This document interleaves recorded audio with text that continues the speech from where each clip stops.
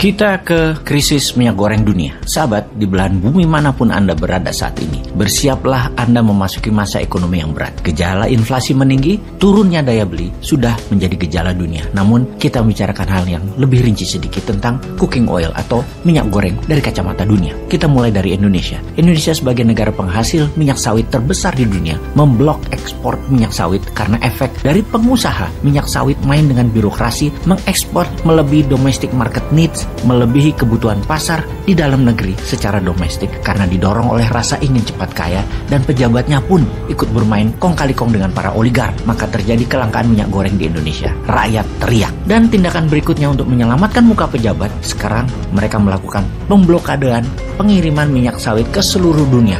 No export. Ini membuat dunia panik. Kita semua tahu, dua negara penghasil minyak bunga matahari sekarang lagi berperang. Ada juga minyak goreng lainnya, misalnya minyak sayur berbahan kedelai atau soybean oil. Namun saat ini mereka lagi kena masalah dengan iklim yang ekstrim. Terlalu panas di beberapa tahun ini menyebabkan banyak kekeringan yang membuat banyak gagal panen. Juga canola oil mengalami masalah yang sama. Pertanyaannya, bagaimana Anda mendapatkan cooking oil dengan semua masalah itu di dunia? Memang tidak semua masakan memerlukan cooking oil, tetapi tetap saja diperlukan. Bahkan Anda memakan salad sekalipun terenak disiram sedikit olive oil atau minyak zaitun pada salad dressingnya atau mayonesnya. Minyak goreng ada sedikit di mana-mana pada setiap masakan utama. Pada saat memanggang, menumis, bahkan pada tepung untuk pizza, pakai cooking oil. Dan saat ini supply cooking oil mulai terbatas. Apa rencana kedua Anda? Apa kita harus menimbun minyak goreng di rumah? Sejauh ini, cooking oil di seluruh dunia sudah meningkat 23% harganya. Di Indonesia,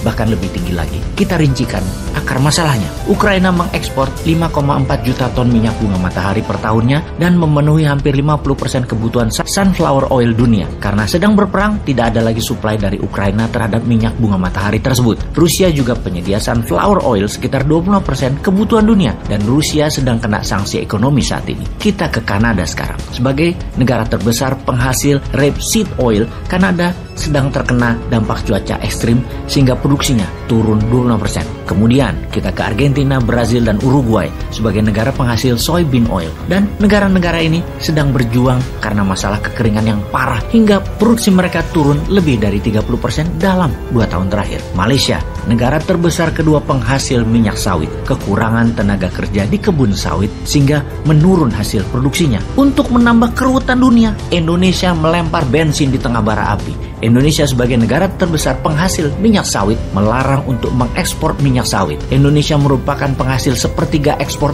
minyak goreng atau 30 ton per tahunnya. Pengimpor terbesar sawit Indonesia adalah India dan Tiongkok. India bahkan menggantungkan 50% lebih kebutuhan minyak gorengnya dari Indonesia, di mana India merupakan negara terbesar di dunia pengguna minyak goreng. 1 tahun 13 juta ton kebutuhannya. 60%-nya adalah minyak sawit, 20%-nya adalah soybean oil, dan 12% sisanya adalah sunflower oil, juga sisanya macam-macam minyak lagi seperti minyak zaitun misalnya. Kalau diperhitungkan per orangnya, India membutuhkan 19 kg minyak goreng cooking oil per tahunnya. Kebutuhan tersebut Indonesia memenuhi lebih dari 50%, kemudian Malaysia 30%. Diperkirakan India efek kekurangan cooking oil dan terbatasnya persediaan akan membuat harga naik cooking oil tersebut mendekati 30% dan akan membawa 1% inflasi di India. Bayangkan Indonesia bisa membuat India inflasi. Ini membuktikan Indonesia negara global player sejak awalnya. Memang takdirnya Indonesia itu adalah jadi negara besar. Secara keseluruhan dunia, sekarang harga minyak sawit sudah meningkat 55% di pasar Amerika. Harga soybean meningkat 27%. Rapeseed oil naik 50% di Eropa juga Amerika, dan semua ini kedepannya akan semakin buruk. Jadi sebagai konsumen,